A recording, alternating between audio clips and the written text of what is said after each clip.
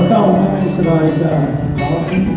మరి ఈరోజు ఈ వేదిక మీద గౌరవ వేణుగోపాల్ రెడ్డి గారు అందరికీ తెలుసు.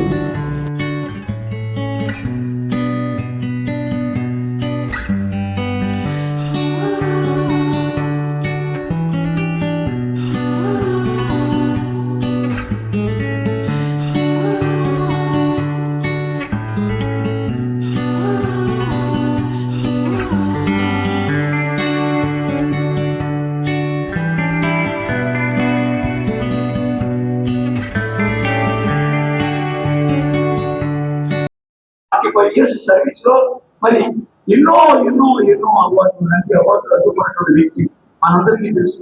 ఇందాక దుర్గేష్ గారు ఆయన యొక్క జీవితాన్ని ఎక్స్రే తీసి చూపించారు. అటువంటి మరి రాజేంద్ర ప్రసాద్ గారిని ప్రత్యేకించి నేను పరిచయం చేయవలసిన అవసరం లేదు. ఇప్పుడు వారికి చిన్న అభినందన పత్రం కూడా మా రవికరణ గారు అందజేస్తారు. వారిని దాని తర్వాత ఆయన ఒక విషయం చెప్పాలండి, అందరికీ డాక్టరేట్లు ఈ మధ్య చాలా చాలా చాలా ఈజీగా ఆంధ్ర విశ్వవిద్యాలయం వారికి గౌరవ డాక్టర్తో సత్కరించడం చాలా గొప్ప విషయం. అనేక దేశాల్లో తెలుగు వాళ్ళు వారిని పిలిచి వారి యొక్క మరి ఆయన సత్కరించుకోవడం కూడా చాలా చాలా అదృష్టంగా భావిస్తూ, వెండి తెరకు ఆయన ఒక గొప్ప కిరీటి, ఆయన నట కిరీటి కాదు, వెండి తెర కిరీటి. అటువంటి ఆయన నటించినటువంటి చిత్రాల గురించి ప్రత్యేకించి మీకు చెప్పనవసరం లేదు, మీరన్నీ చూశారు. ఆయన ఎంత సహృదయతతో, ఎంత ఏదో నటించడం, ఏదో కమర్షియల్ కాదండి. ఆయన చిత్రం ఉందంటే ఏదో ఒక సందేశం, ఒక సందేశాత్మకమైనటువంటి సమాజానికి ఉపయోగపడేటువంటి ఒక చాలా చక్కని సందేశాత్మకంగా ఉండేటువంటి చిత్రాలు చెప్పారు దుర్గేష్ గారు. కృష్ణ గారికి షష్ఠి పూర్తి అది చూస్తే మనకు కూడా అర్థం ఉంటుంది.